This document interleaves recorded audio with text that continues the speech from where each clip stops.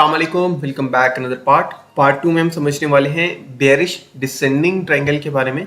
जैसे पार्ट 1 में हमने समझा था बुलिश असेंडिंग ट्रायंगल के बारे में, जो कि इसी तरीके से पैटर्न बनता था, लेकिन उसमें डिफरेंस क्या था। यहाँ पे जो सपोर्ट लेवल है वो रेजिस्टेंस लेवल था और जो ट्रेंड लाइन है वो नीचे से ऊपर की तरफ थी। लेकिन वहाँ पे जो अभी जो यहाँ पे हमारी ट्रेंड लाइन है वो रेजिस्टेंस ट्रेंड लाइन है, जो कि मार्केट को ऊपर की तरफ जाने नहीं देती। पहले जो हमारी ट्रेंड लाइन थी वो सपोर्ट ट्रेंड लाइन थी, जो कि नीचे से ऊपर की तरफ जाती है, जिसको हम सपोर्ट ट्रेंड लाइन कहते हैं। अब ये किस तरीके से पैटर्न बनता है, सेम वैसे ही बनता है जैसे हमारा असेंडिंग ट्रायंगल बनता है। इसको आप सिर्फ एग्जैक्टली 100% उल्टा कर देंगे तो ये डिसेंडिंग ट्रायंगल बन जाएगा। अभी किस तरीके से काम करता है, जैसे हम यहाँ पे देखते हैं मार्केट नीचे की तरफ आता है, एक लेवल बनता है जिसको हम कहते हैं सपोर्ट लेवल। उसी ही लेवल को मार्केट बार बार टच करके नीचे की तरफ ब्रेक डाउन देता है और मार्केट यहाँ पे नीचे की तरफ जाता है। लेकिन यहाँ पे जो सिनेरियो बनता है, जो हमारी रेजिस्टेंस ट्रेंड लाइन होती है वो नीचे की तरफ होती है, मतलब ट्रेंड लाइन बनती है जहाँ पे जो लोज हैं वो लोअर लोज बन रहे होते हैं और मार्केट यहाँ से जो लोज बना रहा था वो नीचे की तरफ बनाता जाता है और ये जो रेक्टेंगल की तरह मार्केट यहाँ पे छोटा बन जाता है और यहाँ पे सपोर्ट तो वही सेम बनता है, लेकिन यहाँ पे रेजिस्टेंस एक लेवल पे आ जाती है जहाँ पे जो एरिया है वो बहुत कम रह जाता है। मतलब आप समझ लें कि एक ट्रायंगल की तरह मार्केट यहाँ पे आके एक लेवल में फंस जाता है और यहाँ से ब्रेक डाउन होता है। जैसे पिक्चर में आप देख सकते हैं मार्केट यहाँ से नीचे जाता है और इसी लेवल पे मार्केट यहाँ पे ट्रेस करके तो नीचे की तरफ जाना स्टार्ट कर लेता है। सेम इस पिक्चर में ऐसे ही होता है एंड यहाँ पे भी हम देखेंगे तो इसी तरीके से यहाँ पे पैटर्न बनता है। इसको हम यहाँ पे चार्ट पे समझते हैं। मैं आपको अगेन एक एग्जाम्पल के साथ समझाता हूँ। हम फॉर एग्जाम्पल समझते हैं कि ये हमारा सपोर्ट लेवल है। अब मार्केट क्या करता है, यहाँ पे नीचे की तरफ आता है, इस लेवल को बार बार टच करता है इस तरीके से एंड हम एग्जाम्पल ले लेते हैं इस तरीके से।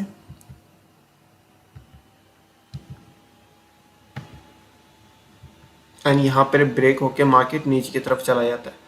अब ये सिनेरियो हर दफ़ा होता है, ऐसे ही आप यहाँ पे मार्केट के अंदर देख सकते हैं। अब यहाँ पे सिनेरियो क्या है, यहाँ पे सपोर्ट लेवल ऐसा है कि जहाँ पे मार्केट उसी लेवल को बार बार टच कर रहे हैं और रेजिस्टेंस किस तरीके से हम यहाँ पे ड्रॉ करते हैं, जहाँ पे हमारे जितने भी लेवल्स हैं वो लोअर लोज बन रहे होते हैं। फॉर एग्जाम्पल अगर हम यहाँ पे रेजिस्टेंस लाइन को इस तरीके से ड्रॉ करते हैं तो वो नीचे की तरफ जाके यहाँ पे झुकती रहती है, तो इसको हम कहते हैं रेजिस्टेंस लाइन। अब यहाँ पे क्या होता है, मार्केट नीचे की तरफ जाता है और यहाँ पे जो हमारी रेजिस्टेंस लाइन है वहाँ पे मार्केट टच करता है। अब आप यहाँ पे आपके माइंड में एक क्वेश्चन आ रहा होगा कि यार बार बार तो मार्केट रेजिस्टेंस लाइन को भी टच कर रहा है, जो पहले यहाँ पे सपोर्ट रेजिस्टेंस लाइन थी, अब यहाँ पे ट्रेंड लाइन जो है वो रेजिस्टेंस ट्रेंड लाइन है, इसको भी बार बार मार्केट टच कर रहा है, तो यहाँ पे ये ब्रेक क्यों नहीं हो रही और यहाँ पे जो सपोर्ट लेवल पे बार बार मार्केट टच कर रहा है तो वो ब्रेक क्यों हो जाता है। मैं आपको इसका एग्जाम्पल देता हूँ। जैसे यहाँ पे अगर मार्केट ने ट्रेंड लाइन को टच किया तो ट्रेंड लाइन में क्या होता है, प्राइस अलग अलग हो जाती है। पहले इस प्राइस पे टच किया मार्केट ने, $2 पे टच किया फॉर एग्जाम्पल, फिर नीचे जाके टच किया, सेम प्राइस पे नहीं किया, फिर और नीचे टच किया मार्केट ने, फिर और नीचे टच किया, फिर और नीचे यहाँ पे टच किया।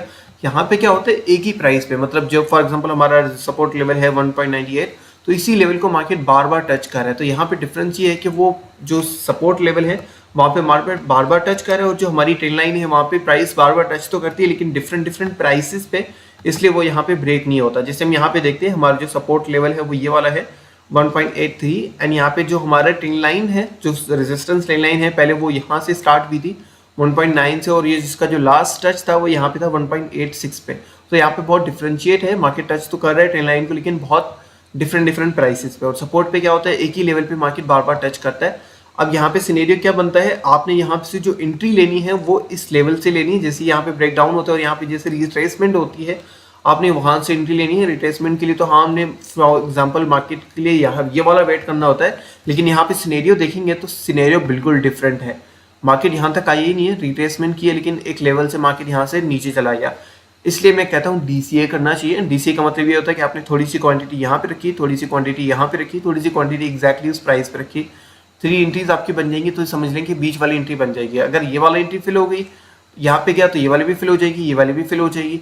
अगर यहाँ तक नहीं जाती तो ये यहाँ से मार्केट क्रैश हो जाती, तो ये कि आपकी एंट्री मिस नहीं होगी, इतना बड़ा प्रॉफिट आप मिस नहीं करेंगे।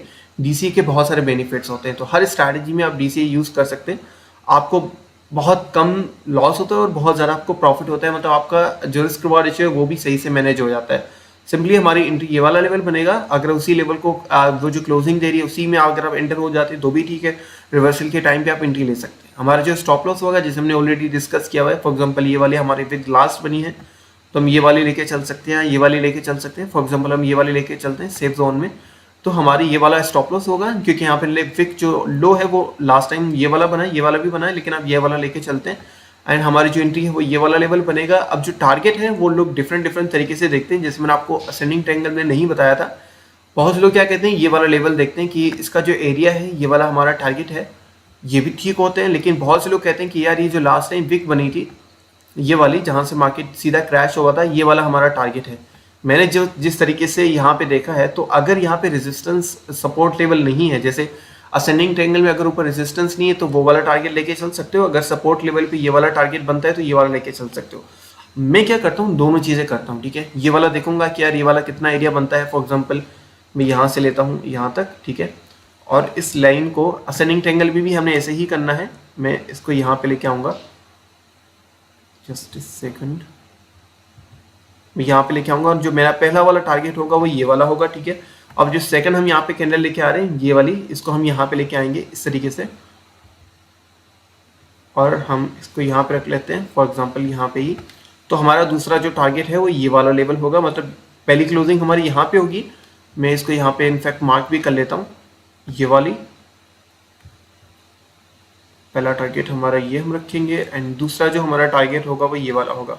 अब यहाँ पे हमने दो टारगेट्स किस हिसाब से रखे हैं, पहले तो हमने ये वाला एरिया कवर अप किया है, ये वाला एरिया यहाँ पे नीचे जा सकता है, इतना मार्केट नीचे जाएगा। एंड इस लेवल से लेके ये लेवल हम क्यों कैसे देख रहे हैं, क्योंकि अगर यहाँ पे देखेंगे तो इसके लो से और नीचे कोई भी लो नहीं है, तो अब ये वाला लेके चलेंगे। अगर यहाँ से थोड़ा सा और ऊपर विक बनती या यहाँ से मार्केट रिवर्स होकर ऊपर की तरफ जाके फिर नीचे जाता तो वाला भी हम विक बना सकते हैं। वो बेशक मार्केट में आपको थोड़ा सा ना यहाँ पे क्लियरली बना के देता हूँ।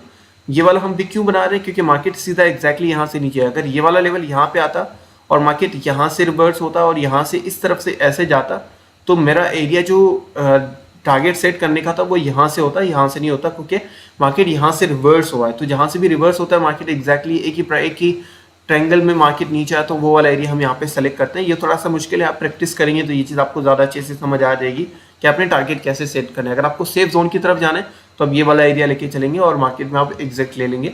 मैं दोनों चीज़ें करता हूँ, एक टारगेट मैं यहाँ पे सेट कर लेता हूँ इसके अकॉर्डिंग, और एक टारगेट इसके अकॉर्डिंग मैं यहाँ पे सेट कर लेता हूँ।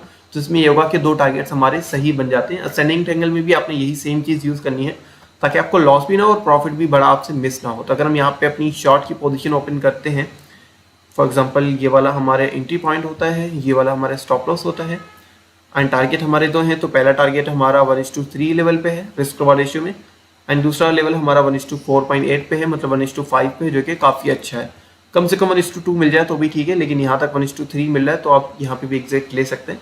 दूसरा आपने सपोर्ट लेवल को देखना है, सपोर्ट लेवल कहाँ पे बनना है, उसके अकॉर्डिंग भी आप यहाँ पे अपनी पोजीशन को क्लोजिंग के लिए आप यहाँ पे यूज़ कर सकते हैं, या पोजीशन साइजिंग का आप यहाँ पे चेंजेस कर सकते हैं जैसे आपको बेहतर लगता है। अगर हम यहाँ पे एग्जांपल दें तो यहाँ पे थोड़ा सा और सिनेरियो देखने को मिलता है। सिर्फ पैटर्न के अलावा भी मार्केट में और भी बहुत सारी चीज़ें होती हैं, तो सबको आपको माइंड में रख के चलना होता है। फॉर एग्जांपल ये वाला हम लेवल देखेंगे तो ये नीचे गया, मार्केट उस ऊपर गया, अगेन मार्केट ने इस लेवल को ट्राई किया, तो अगर मैं यहाँ पे होता तो मैं यहाँ पे अपनी थोड़ी सी पोजीशन क्लोज कर लेता इस लेवल पे। क्यों? क्योंकि मार्केट यहाँ से नीचे आया, इस लेवल से मार्केट ने सपोर्ट दिया, ऊपर यहाँ पे रेजिस्टेंस से नीचे तो नहीं गया, मतलब ये वाला जो रेजिस्टेंस से नीचे इस ऊपर तो नहीं गया, लेकिन मार्केट ने यहाँ से करेक्शन ली है, तो मैं सिंपली थोड़ी सी पोजीशन यहाँ पे क्लोज कर लेता और बाकी हम यहाँ पे वेट कर लेते हैं। यहाँ बाकी जब ऊपर क्या है तो सेम उस लेवल से हम यहाँ पे अपनी पोजीशन बढ़ा सकते थे। तो डीसीए आप पोजीशन के बीच में भी कर सकते हैं, लेकिन इसमें ये कि पोजीशन जब आप फ्यूचर ट्रेड करें या मार्जिन ट्रेड करें तो उसमें आपको केयरफुल रहना है, क्योंकि जब आप लॉस में होते हैं फिर आप और पोजीशन बढ़ाते हैं तो उसमें आपकी मनी कट हो जाती है, पैसे कट हो जाते हैं, मतलब पोजीशन की में से डॉलर्स कट हो जाते हैं। तो वो जो आपको चीज़ है वो ध्यान से करनी पड़ेगी, कैलकुलेशन फिक्स होनी चाहिए आपके पास। ऐसा ना हो कि आप डीसीए करते रहें, पोजीशन के बीच में आपका लॉस हो रहा है, फिर भी आपकी जो अमाउंट है वो डॉलर से वो कट होते रहें, बाइनेंस से करते रहते हैं, तो आप ये चीज़ नहीं करेंगे। अगर आप स्पोर्ट में हैं तो आप ये चीज़ यूज़ कर सकते हो, बीच पोजीशन के बीच में आप यहाँ पे स्कैल्पिंग करके भी मतलब जो उसकी पोजीशन साइज है वो बढ़ा सकते हैं। थैंक यू सो मच, मिलता है नेक्स्ट पार्ट में।